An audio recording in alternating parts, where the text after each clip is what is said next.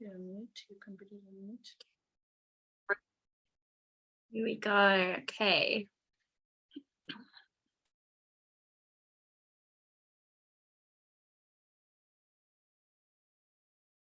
Okay, so just to let you know what we're going to be going through, we'll start with just the basics of social media, and then we'll go platform specific. So we're going to go through Facebook, Twitter, Instagram, YouTube, and LinkedIn, and then we'll just touch on some helpful tools. So social media, why do you need social media? So as we know, we are in the digital age. 99% of people will jump onto their phones, whether it's for entertainment or information. 9 times out of 10, it's for information. So being on social media means that you can increase brand awareness, establish yourself as a thought leader, engage with your audience, as well as support your patients. It's also important to stay top of mind for your patients and increase your reach, which is what you can achieve through social media. Okay. So for social media, what you need to do, you need to have a digital marketing strategy and be able to engage with your patients or your community. And also you can invest in paid advertising, which most of the time you get like a great return of investment.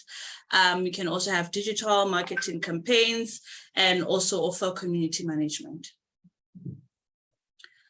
So the right strategy for social media or within the digital marketing space, you need to strengthen your brand core and expand brand awareness. Ensure that your online and offline channels are working in uniform towards your brand goals. Be able to reach and connect with patients and potential patients in an engaging and authentic way by providing rich information that adds value to their lives. And also you need to be able to build brand and patient loyalty. So turn users into fans and advocates of your support groups. You can also do this with like you retaining patients or community as well. You need to be able to build relationships with your patients and gain deep insights and trust as well into what drives their behaviors and the key challenges that they're facing. And I think the most important one is being able to drive traffic from social channels to online channels, which will be your website in this case, and track it every step of the way. And also you can do so by decreasing marketing costs and optimize your resources. Okay, so social media advocacy, because that is the main focus of what we do here. So social media advocacy means taking advantage of social networks to promote your cause and connect with supporters. Leveraging social platforms allows your organization to tap into the wealth of resources at your fingertips. This includes your employees, business partners, industry influencers, and other stakeholders. So we'll start with Facebook, which was, I think for our generation, like the first real social media platform that we all started to engage with. So Facebook is the world's largest social network with more than 2.6 billion monthly active users. So it's a massive platform for you to reach your audience. As you know, Facebook has groups, like all the groups that everyone on here manages, like support groups. And this allows members who have common interests to find each other and interact. You can also post your events and obviously create pages, like we have all of our pages. So the best practices for Facebook is you have to start off by asking yourself who your audience is, and are you providing them with the content that they want and they need? Because that's obviously going to keep them on your page. You need to post timelessly and frequently, about twice a day. But at the same time, you don't want to flood your Facebook feed with content that is irrelevant, or you're just posting for the sake of posting. It needs to be something that will be beneficial to your users, because often if you continuously post content that no one really engages with or wants to see or gets irritated by, they're going to unfollow you or unlike your page. So it's also really good to include images where possible. These do have higher engagement rates, which is what you want. And you need to highlight and engage with your patients and use call to action. For example, visit our website for more information on this, or like and comment with your favorite whatever, just to increase that engagement. The more you have that, the more people will see the content that you are posting. So understanding the analytics of Facebook, impressions. So you see this by going to your insights on Facebook on the business suite. So the impressions are the amount of times your content was viewed or viewed on someone's newsfeed. Post engagements are comments, likes, and shares, and that is what you're aiming for. Link clicks is obviously who clicks on the links that you've posted. And organic likes is your organic reach, and your net likes are your organic reach plus your paid reach if you have chosen to go for paid advertising. And then for Twitter, personally, I like to recommend Twitter for organization. This is because it is not a grid and content type based like Instagram and Facebook. And also with Twitter, you get to share, content that in real time or part of current affairs. So what is Twitter exactly? So basically, Twitter is a news and social networking site where people communicate in short messages called tweets. Tweeting is the posting of character limited messages. You have this already on Facebook, so you should be familiar on how to share text or character limited content. And Twitter is also seen as a form of micro blogging, and that it allows users to exchange small elements of content such as short sentences, images, videos, and links. And to do that, you can use your code retweet or retweet, like, comment, which is part of engagement as well. So best practices for Twitter, you tweet often. Unlike Facebook, there's not really a limit for Twitter on how much you should post or tweet. You can follow relevant users, and mostly your followers or your potential followers, they will go through the people that you're following or the accounts that you're following to kind of get to know you better and see whatever you are tweeting is relevant for them. I can focus on your followers' needs, interests, and problems that they need solving. So you can also use Twitter as like your help desk. So if someone wants to know more, they want to complain about your support group, or they're struggling with something, they can use Twitter as a help desk. Obviously, Twitter is the pioneer of hashtags. So obviously you need to use your hashtags, and you need to make sure that they're aligned with the content that you are tweeting. You can include GIFs and images. You can mention others and retweet to create trust and goodwill. And you can interact and respond within 24 hours as well. So understanding Twitter's analytics means you need to keep track of the following: retweets, your likes, link clicks, profile clicks. So with profile clicks, let's say already this is retweeted a post for another support group. So whoever comes from our page to your profile, that's a profile click. And then tweet impressions, which is the amount of times your tweet has been seen. Profile visits, so those are like your organic visits. So if I search for RDSA or Radies in South Africa, that's a profile visit. And also mentions and your followers, which is a huge thing. Basically, your KPIs should include engagement, traffic either to your Twitter profile or other social media networks, or even your website as well. And I think it's also important to mention that using these insights will help guide the content that you should be creating, because the content that you create that is getting a lot of attention and is getting good engagement, is resonating with your audience. So you can use it as a guide in your strategy. So if you know that posting user-generated content is what really grips your audience, then that's what you should increase on to improve your analytics. Okay, so Instagram, which is my personal favorite. Instagram is a photo and video sharing app that falls under the Facebook suite. So Facebook did purchase Instagram a while ago. It's seen as a place for interacting with celebrities, influencers, and brands, as well as friends and family. So Instagram is only, well, you can access it on your computer, but it's best to use it on your mobile, like on your phone with the app. So best practices for Instagram is to maintain a tone that's consistent with your support group. So you're not going to be posting about, you're not going to be posting about epilepsy if your support group is focused on DMD or something like that. You need to stay relevant for your followers. You need to maintain a consistent presence, post daily, track your insights for when your followers are most active. So this you can also see on your insights on Instagram.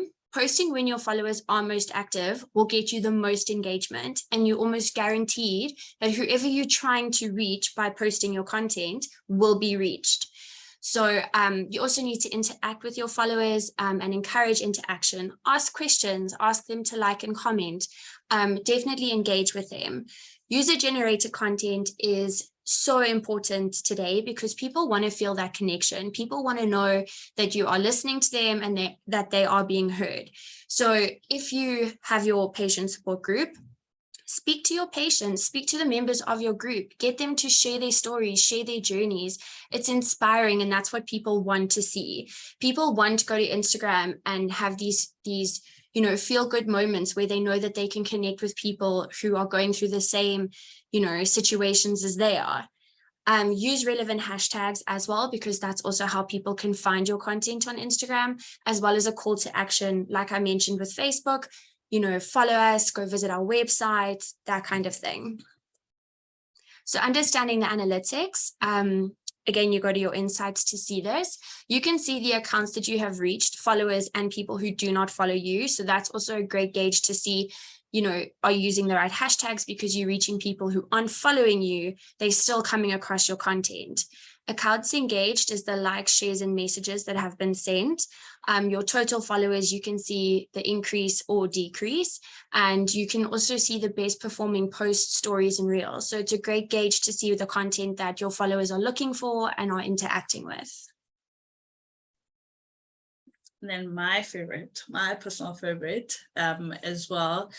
So YouTube, for me, as an organization, YouTube should be one of the platforms you consider to bank your interviews. This pertains to TV, podcasts, or radios interview that you'll be doing as a support group, as well as a platform for educational content. So with YouTube, it's basically a video sharing platform where users can watch, like, and comment on videos, as well as upload their own videos. The common goal is to share content or information through video format. So YouTube is basically like an engagement-based platform.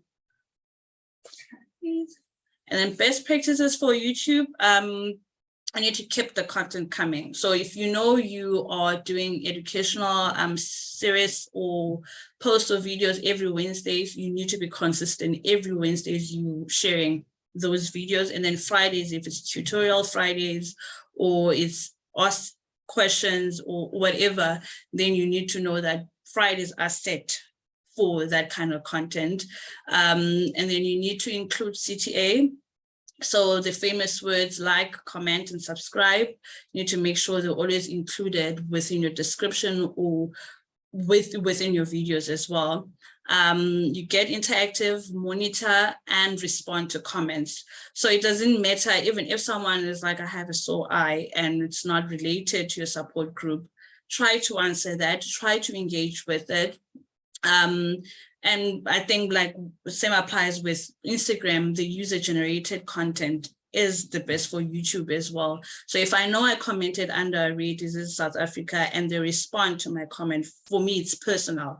And then I know the organization is being, led or being operated by genuine people or genuine humans. You need to put thought into your titles. So if you know you're going to talk about, let's say, epilepsy, you need to make sure your title has epilepsy and that you don't just say, I'm talking about a rare disease, and then only in your video you mention epilepsy, for instance. I need to write a great description. So this is where your copywriting skills come in. You need to also look at the keywords on Google as well. So if someone is searching for epilepsy, what comes in on the first page, and then you have those wordings or those keywords on your description. And then you customize your channel with links, images, information, and reinforce your brand. So you can see this through your cover, or when you go to your channel, everything is just written there accordingly. And also share the link on all other platforms. So even though YouTube is a separate platform, you can also share these links on Twitter, Instagram, and Facebook as well. Yeah, I think it's better, even though you have the video, say, for example, on your phone or on your computer, to share the link on your other social media platforms instead of sharing the actual video is better for your insights. It's better for your reach. You know, you might have someone come across your link on Facebook, they go to your YouTube page and they become a subscriber. So it's really good to use different sites to leverage off each other. Yep. And then YouTube, yeah, the analytics are very easy to understand, and obviously they do have platform-based analytics or insights, what do you call, pages, how you can track your analytics. So there you can track your subscriber growth, total views, even though you can see your views like on the onset when you go to a video, but on that platform or on that page, they give you like a detailed like a breakdown or where or how did you get these views, and then your average engagement, your average views, and then you need to keep in mind that a 30-second video watched from start to finish will have a higher ranking than a 10-minute video that's only been viewed for 4 minutes. Okay, LinkedIn, which is so wonderful. It's a professional platform. It's definitely an up and coming platform. I think people are really starting to utilize it a lot more now. So it is a social network site with very specific audience. It has the aim of connecting the world's professionals to make them more productive, more successful, and ultimately more in touch with content and people that can enable growth, the growth they seek. So the best practices for LinkedIn, I think it's whenever you're posting on any social media platform, you need to keep in mind what the purpose of that platform is. So Instagram, images, YouTube, videos, LinkedIn, professional. So you have to keep it professional. You're posting valuable content that showcases who you are and what you do. So for your support group, that's what you're going to be posting: informational content, professional. You want to reach out to those who have viewed your profile. So you can see, even if you aren't on the paid version of LinkedIn, you can still see a certain amount of people who have viewed your profile. So it's really good that if someone has viewed it, that you go in and connect with them, because that's a potential patient or a potential supporter of your support group. So you need to be active on your feed and regularly engage. Connect only with people that are relevant to your objective. So as a support group, following certain celebrities or connecting with certain CEOs who you know happen to be connected to the rare disease or congenital disorder that you focus on is a positive thing to do. But to follow someone who's completely, disconnected from your aims and objectives, it's not going to serve a purpose for you. And do not use buzzwords. Buzzwords are not professional. Saying things like brew and shotman, it doesn't work for LinkedIn. It makes you look unprofessional, and that is not something that you want on a platform like LinkedIn, where you have people who are held in high esteem looking at your profile or at your group. Okay, so LinkedIn analytics. Impressions. This metric lets you know the total number of times your LinkedIn update is visible for at least 300 milliseconds. So as you know, we do scroll very quickly. So if it's seen for more than 300 milliseconds, that's when your impression will count. Unique impressions won't count when a user sees the same post multiple times, which is helpful because sometimes you get false statistics where you think a post has done so well, but it's actually the same person who's seen it 10 times. And you think it's, oh my gosh, 10 new people. It's the same person. So reactions, comments and shares, you can obviously see that on your post, and you can comment, share and post on other people's posts that they post on LinkedIn, which will also be helpful for you. Clicks, the click tells you if your call to action works. Like we've mentioned with every other platform, a call to action is so important. You want to tell the person on the other end of the screen to connect with you, contact, subscribe, visit our website, find out more information. People need to be told these things, especially there's so much content available. Yours needs to stand out to actually make an impression. Yours needs to stand out so that someone looks at your content and thinks, that's a support group that I want to follow. That's something that I want to be involved in, as opposed to just like, oh, it's just another post, because there is so much available. We are flooded with content these days. The engagement rate is adding the number of interactions, clicks, and new followers acquired divided by the impressions the posts receive. Okay, so now we have different tools that are available to help with your social media that we've found very helpful. So yeah, let's get started on that. Basically with social media or with these platforms, they don't offer everything. And especially if you are doing or engaging social media as part of your business, and sometimes you don't have enough time to be there and sit on your phone, especially if you saw a small support group and you don't have like social media managers or marketing managers. So for a small support group, or even maybe a bigger support group, there's Canva, which is a brand guideline and kit design tool. You don't have to get the paid version, especially if you're on a budget. You can create interactive content both for social media and presentations as well.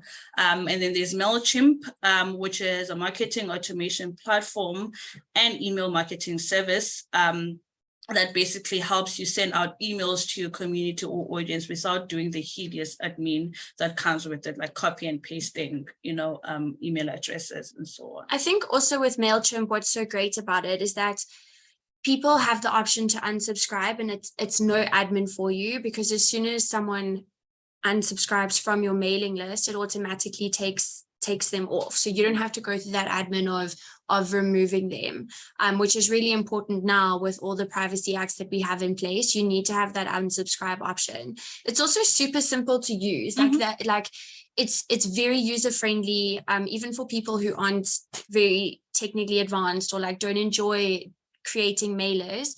It's a really great tool. Yeah, and then you have your social listening tools as well, which help you pick up how your community is interacting with your support group online. In some cases, you get mentioned online, maybe, let's say on which ones, maybe on Quota, and not necessarily on your social media platforms, and then you miss it.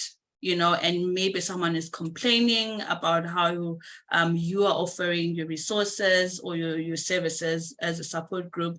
This way, it's easier for you to pick that up and respond accordingly, maybe ask for the email address or the contact details to reach them directly. So social listening tools help you with that. There is one that's free, your Google Alert, if you're still under a budget or on a budget. And then we have the famous one, influencers, which is what I normally call informal brand ambassadors. And they're there literally to influence the community on your behalf. And then not to forget your scheduling tools as well, like your likes of Hootsuite and Sprout Social, which help you schedule your content ahead of time. So if you know you have a conference, maybe overseas, and around the time that a certain post should be published, you're not going to be there, you can schedule it so that it goes out and you don't have to stress if it went out, and you don't even have to miss out your optimal times, which are times where it's best for you to post on your social media platforms. And also with scheduling, I think it's really helpful for your strategy as well, because you can look at your calendar as a whole and you can see where the gaps are, you can see how everything works together. And a lot of these tools will help create like a uniform across your different platforms. I think it's so important to have the same message across all your platforms. It creates that unity in your brand and your brand identity, or, you know, the identity of your support group. It's so important. Okay. So now we're going to move on to a couple of questions and answers. So I'm just going to stop sharing. It's back to Okay. us. Hi, guys. Sorry, I'm just jumping on. So as we know today, I was listening so for those who don't know, it's Kelly, but I was listening today because I'm not actually great on social media. And if it wasn't for this team that helps me, I really wouldn't have a clue. But I want to ask you a little bit on Instagram, because I think I came into social media when Facebook was the only thing that was relevant. And I kind of missed the transition into Instagram. I'm a little bit better with Twitter and I'm getting better with LinkedIn, but like Instagram is just very, very overwhelming for me. Can you guys maybe like by a screen share or whatever, just show us like what's the ideal way to create a story on Instagram? Because I see that like a lot of the times, a lot of information is shared on stories, and I see the pages and stuff that I follow, a lot of people share stuff via stories, but then every time I try actually post a story, I go hideously wrong. So maybe you guys can show some tips and tricks and tools for those of us who didn't quite make the Instagram, initiation and have not progressed with it over the years. And really, what is the difference between an Instagram reel, an Instagram feed, and a story? Like, I don't understand. They all look the same to me. Okay, so an Instagram story is something that will be available for your followers to see for 24 hours. So it's something that you don't want to feature on your grid. So just so you know, I'm just going to show you our Instagram here, if you can see that. This is a grid where you can see all the different posts that are stagnant, and that will stay there until you choose to delete them, if you choose to delete them. A story is something that is available for 24 hours. It's fun, it can be interactive, you can create polls. It's literally the best tool to use ever.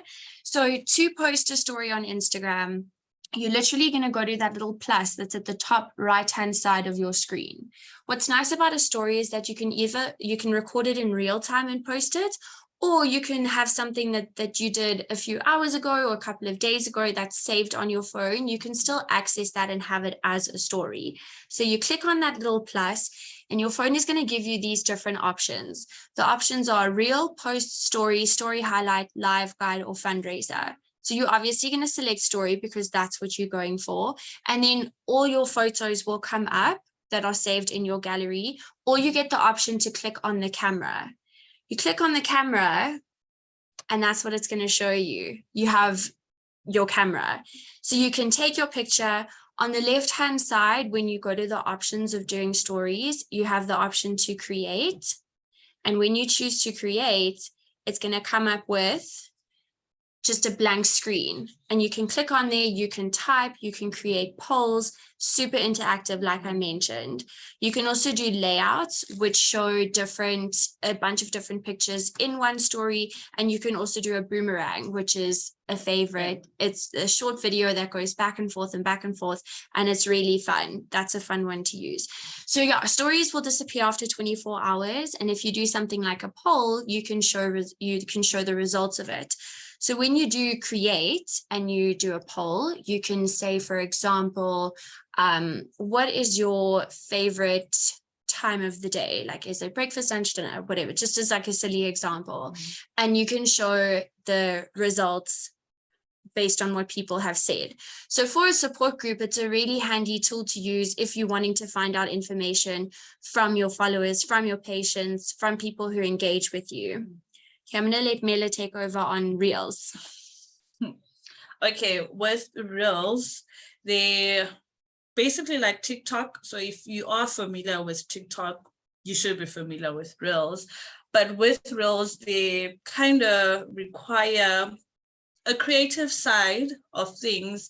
You can collect videos. So let's say you go to a conference next week. You collect all your videos and your pictures, you put in one. You can use even a third-party video editor, or you can use the built-in video editor on Instagram. Then you compose like a slideshow with videos and photos as well. You add your filters. If you want to add filters, you add music, but it's more advisable to have music on it. We don't want to watch something with no sound. And that also increases the engagement rate as well. Yeah, especially if you use a song that's popular at the time. So currently, I'll make an example. Lost by Burna Boy is popular. So if you use that, you get more engagement, you get more reach, because that's how the algorithm of Instagram also works. And then you get chances to be on the explore page. So explore page, whenever you go to search, that's where your explore page pops up. So yeah, basically Reels are like YouTube on Instagram. Yeah. And now with Reels, with the algorithm that Instagram uses, generally when you do explore, which is literally just clicking the magnifying glass on your Instagram, you'll explore people that you don't follow, but you'll see their content because you've either followed a hashtag that they're using, or there's a common interest. So something that you've seen and you've engaged with, Instagram picks that up and that's what will come up on your feed. Reels tend to rank higher than stagnant posts. So Reels are a really good thing to use if you are trying to increase your engagement and reach more people. Then with your stagnant posts, obviously that's something that's going to show up on your grid when you post it. So I think what's really important for your grid is that you have some kind of look and feel that you want to go for. It needs to be aesthetically pleasing. As we know, Instagram is a visual platform and no one wants to go to a page that's like higgledy-piggledy and it doesn't look like there's any kind of like cohesion happening. So that's where Canva comes in and really helps, as well as scheduling tools. So Carl, does that answer your question? Yes, no, it did. Thank you very, very much. I did have another one. Okay. In the event that you have like limited time for social media, so many of the support groups are run by volunteers who are super busy. A lot of the time they're primary caregivers as well. So if you had to like give us like the top 3 things to do regularly on social media, or the top 3 tips for successful social media, what would they be? So the top 3 tips, okay, I'm going to give my top 3 and then Mela can give her top 3. So you'll get 6. I think my top 3 is to remain consistent. So if you are posting continuously, that's just going to increase your engagement. It's going to increase your following. You'll have people there continuously. Another tip from me is that it needs to be conversational. You know, obviously, depending on the platform that you're using, you want to stay within the guidelines of that platform, but you want your audience to feel like they can connect with you. You want it to be engaging. So that's my second tip. My third tip, what would that be? Probably to use a scheduling app. I think that considering the amount of time that you have to post on social media, and like we've mentioned, social media is 24/7. You need to be on it. You need to respond within 24 hours to people who have engaged with you, or else they feel like they aren't being heard. So using a scheduling app and having your notifications coming through to your phone is so important so that you can be on top of it. With me, I have like a uniform top 3.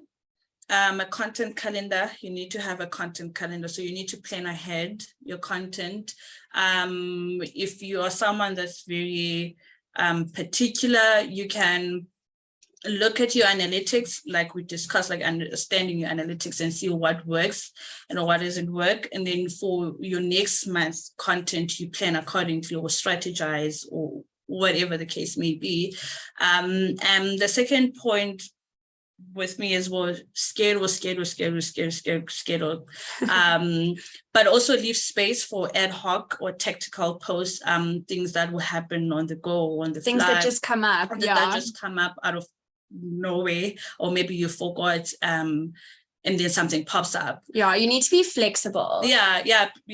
for sure, be flexible with social media. You need to be flexible. Sometimes you need to post at 10 p.m.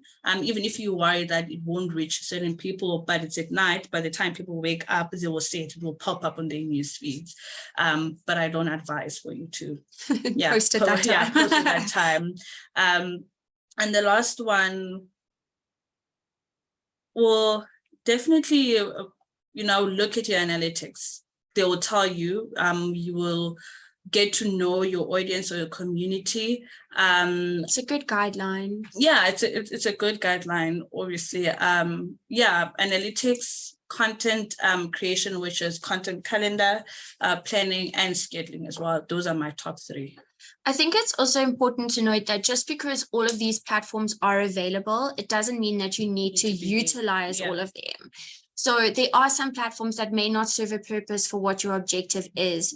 And by having that platform or by having a page on that platform, you're wasting time and valuable resources that you could be putting into Instagram, for example, where people will come to you, people are looking for you there. So if YouTube isn't going to serve a purpose for you, you don't have to have it.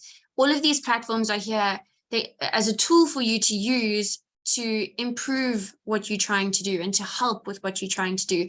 It doesn't necessarily mean that you need to use all of them and it must become a chore and almost a waste of time and something that you just have to tick off your list, because it does take a lot of thought and it takes a lot of time and effort, and you don't want to be wasting it. Yeah. Just want to read here. We have another question. What is the correct way to hashtag? Capital letters, yes or no? No. No capital letters. No capital letters. You don't need to use capital letters. No spaces in between. Yeah, or else it kind of cancels out the hashtag. It's not a hashtag anymore. So hashtag full, phrase or word that you're trying to say. You also don't want it to be too long, because remember, hashtags are there to help people find you. So if you're going to hashtag something that isn't common, like, I don't know, hashtag this is what I had for breakfast, no one's going to search that. So you need to be using hashtags that are common and that people are looking for and people are searching for. So you almost need to make your mind one of your audience and think to yourself, if I was this person, how would I search for this particular thing that I'm posting about? So I think also with hashtags, a helpful tool on Instagram is that when you are hashtagging, you can see the amount of times that a certain hashtag has been used. So a hashtag that's been used 2 million times or more is obviously going to help you. A hashtag that's been used once, it's uncommon, like it's not, no one's going to search for that. But do mix and match.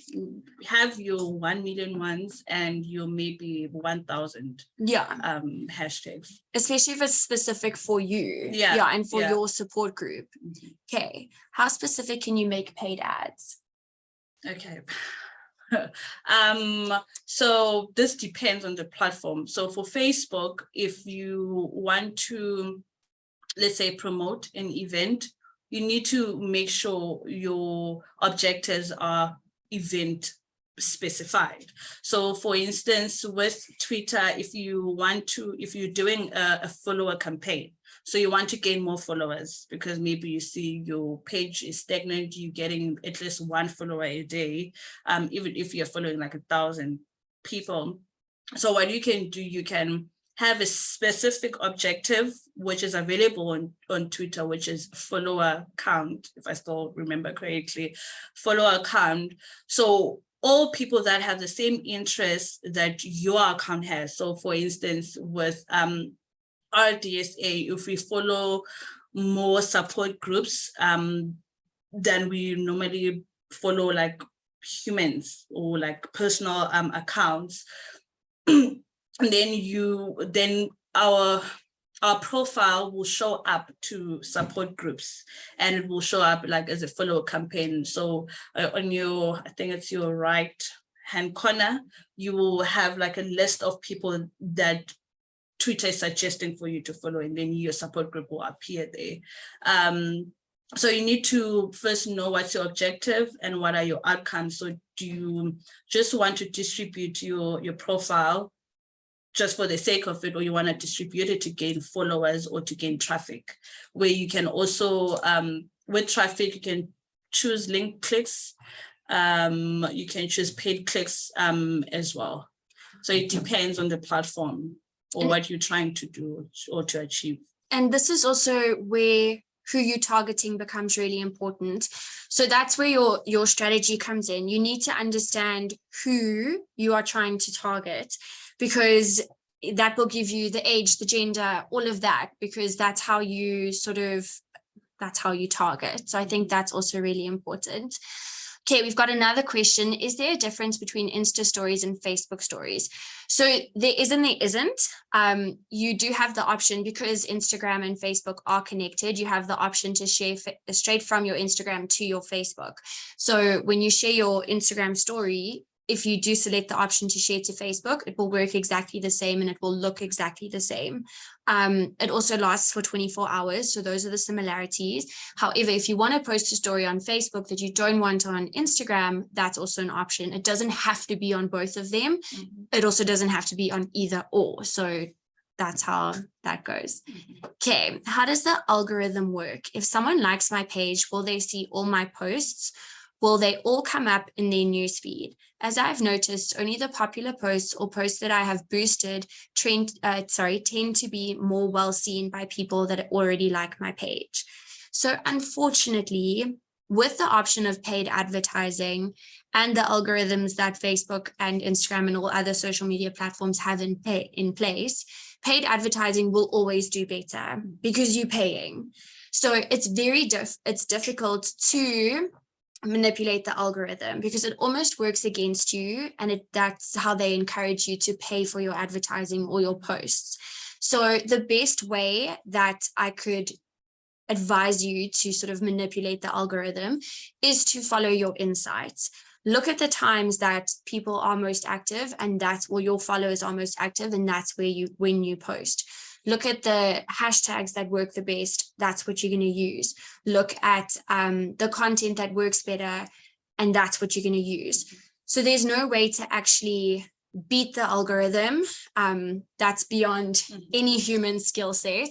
But the best way to do it is to just look at your insights and follow what they say. Alternatively, you have to use paid advertising or paid posts, sponsored posts. I don't know if you want to add more to that. Yeah, at the same time, you have an option to exclude your followers or people that are already following your page.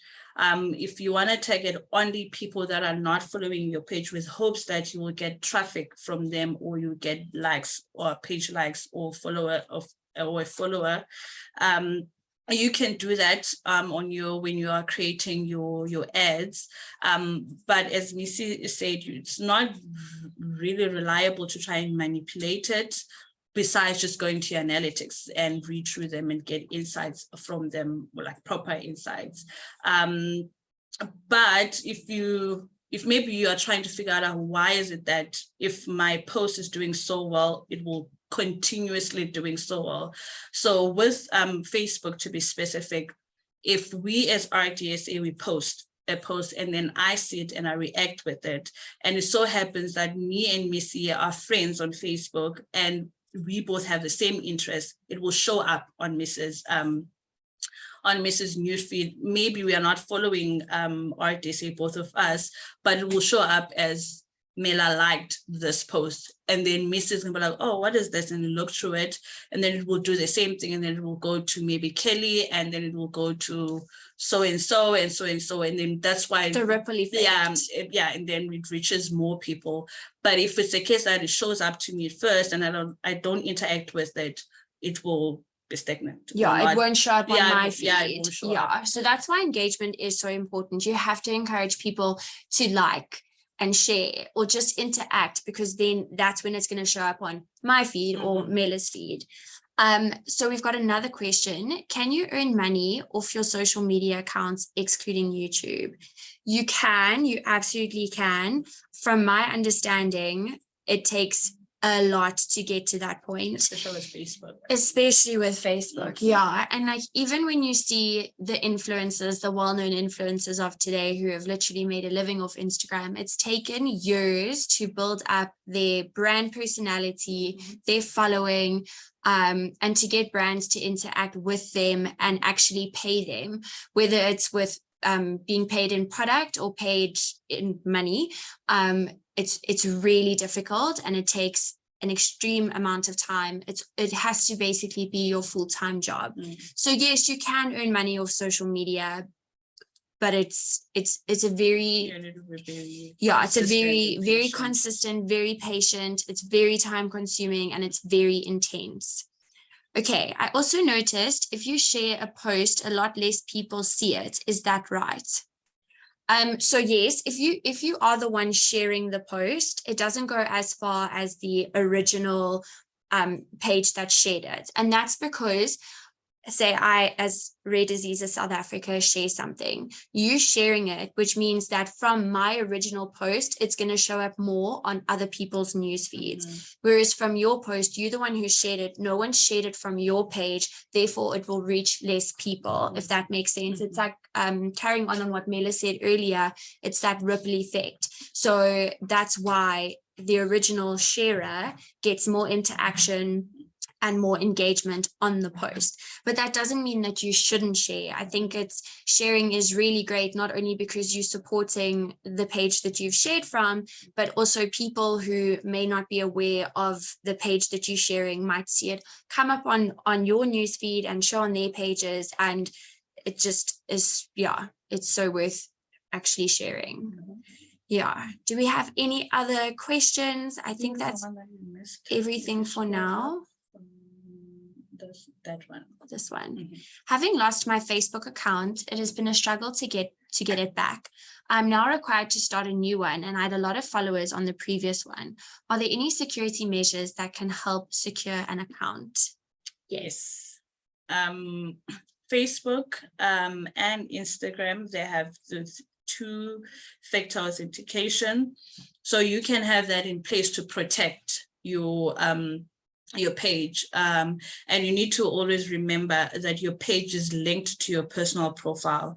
So if your personal profile security is compromised, that automatically compromises your page as well, or the group you created. So you need to make sure you're the only person that has access to your personal account. If you're using other devices to log in from, make sure they're secure enough. Or if you're logging in, maybe let's say you're going to an internet cafe or a public computer, make sure you don't save your password there. Because if you're doing that, then you're compromising the security of your page and your personal account. In a case of losing a Facebook account, you can contact Facebook directly through the support group, even if your account is disabled, so long as you have the link of the account, whether it says not available or whatnot. If you still have that link, contact Facebook on someone else's Facebook account, it doesn't matter, and they will be able to look into it and they will tell you what you did wrong. And then you can just tell them, listen, maybe I logged in on Mrs. Account and I think Mrs. stole my password. Can I get it back? And then they are, as far as I know, they will try and assist you in getting it back. Okay, so is there anything else? Yes. Sorry, it's me again. I have a question with regards to that password stuff.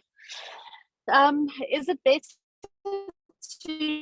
for page administrations or group administrations to always have more than one person being an admin? Yes. I suppose in the case of someone who was the only admin, they've now lost access to their page completely. Whereas if you had a co-admin, but then I suppose the risk also comes in with the co-admin that you've really got to trust that person, because they could kick you off at any minute if you started it or any of that. Oh, absolutely. I think there is. So you would suggest having co-admins? I would 100% suggest having co-admins. one, for that very reason, you might get kicked off, then they at least have access. But also sometimes you might find yourself in a position where you aren't able to communicate or post and it's something urgent that needs to be done. It's always great to have a backup who can help you, especially within your team. That's always very helpful. But you must also remember that there are different roles that you can allocate. So if you feel like you want someone to be able to oversee what's happening, but you don't want them to have the option to post, that is an option on Facebook. You don't have to give them full access. It's different on Instagram and YouTube, as well as LinkedIn. But especially for Facebook, when it comes to posting or interacting, you can limit someone's control over the page that you give them access to. So that's also good to explore.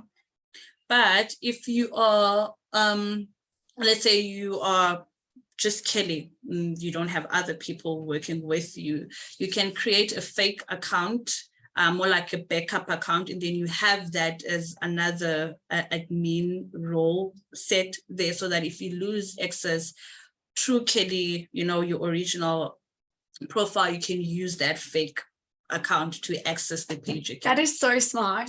I've never thought of that. That's free backup instead of OneDrive and G Drive. There we go. Okay, Carl, are you all good? Any other questions? Yes, one. So with regards also to this business suite manager that Facebook often forces you into if you're trying to admin a page, which is like, it's like, honestly, you need a PhD to be able to navigate your way around that thing. It's just absolutely. So is it possible to just run a page and a group simply without having to go into that business suite? At what point do you get forced into business suite? Because I feel like if I didn't have you guys, that business suite would be enough to end me. Personally, for me, I never use Meta Business Suite. I like to go directly to the page or directly to the group and post, because I think it also keeps everything original there. Business Suite is confusing even for myself, especially after they changed it from Facebook Creator Studio to Meta Business Suite. It's much more confusing. But for me personally, I advise to keep on using as per usual. The original platform or user. I think that the struggle here comes in when you want to post on Facebook and you want to link that to your Instagram. That's when you have to use the business suite. And I agree, it's not user friendly. I think once you get the hang of it, there are benefits to it, but the mission of learning a new platform can always be frustrating, or a new sort of tool. So I also don't enjoy Business Suite, to be honest. So I think the only challenge comes in is when you wanting to post from Facebook to Instagram, because you are capable of doing that from the Facebook page. But an easy solution to that, if you want to post on two platforms at once, is to just rather post from Instagram, which automatically shares to Facebook with no extra complications. In terms of accessing notifications and Messenger, you are more limited because it automatically takes you into the business suite. But that's a little easier to navigate than posting. But I do agree, Carl, the business suite is not great. Okay, I think that's all of our questions. I think that's everything. So just to summarize, if you aren't on social media, it is time to get onto social media. It is a cost-effective way of reaching your audience. Everyone is on one form or another of social media. It's so important to have your presence on there. It's so important to engage with the people who are following you, with potential patients. I think also when you put yourself in their position, maybe they're newly diagnosed, maybe they don't have a lot of information on what they're going through, just knowing that they have a support group to go to is so helpful. And with that, word of mouth will also travel. And anyone else can come and follow your page, like your page, engage with you. So social media is so important. I think especially for support groups, I would focus mainly on Instagram and Facebook, but LinkedIn and Twitter, but LinkedIn, YouTube are really great add-ons. It's, you know, there's really great value in all of them. So, oh wait, we've got another question. What's the best free schedule client? Okay, so I love Buffer. I've always found Buffer really helpful. The only problem with Buffer is that it's difficult to connect all your different platforms if you're using the unpaid version. I know, Mela, you are a Hootsuite fan. Am I right? Yes. Okay. Yes. So I don't know much about Hootsuite. What is the free version like? Is there a free version? You have limited profiles, obviously, but I think it's a limit of 5. So if you have Facebook, Instagram, Twitter, then you sorted. You don't need to get the paid version. Like you mentioned with Instagram and Facebook, you can share the same content to all 3 or all 4 social media platforms at once. But with Twitter, the not so best part about it is that it tells your audience that you scheduled this post on Hootsuite. So, but your audience knows that it's not real time. Yeah, it's not real time. But Twitter offers an in-platform or built-in scheduling platform like Instagram and Facebook as well. So if you don't want to pay or you're still on a budget, you can use the built-in scheduling tools for these platforms. So Facebook, Instagram, and Twitter have their own built-in platforms. Yeah, so I think you'll just have to navigate the different sites because you obviously can't use one central site. But I have to say the scheduling tool on Twitter is really helpful, especially because you should tweet so often. They say about every 2 hours you should be tweeting because it's quick, fast news, and it disappears quickly.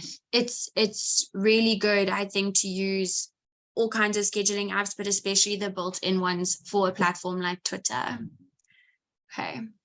Okay, thank you so much to everyone for joining us for this webinar. We are so grateful that you joined us, and we hope that it was helpful and informative. And if there's anything else that you need to know, you can contact me at events@rarediseases.co.za and Mela admin at Rare Diseases, or on Facebook or Instagram, because we are available on those platforms as well. So yeah, please let us know if you need anything. We also would just like to say a special thank you to Novartis for sponsoring and supporting us and supporting this webinar. We appreciate you. Okay, I hope everyone has a wonderful afternoon, and contact us if you need anything. Bye.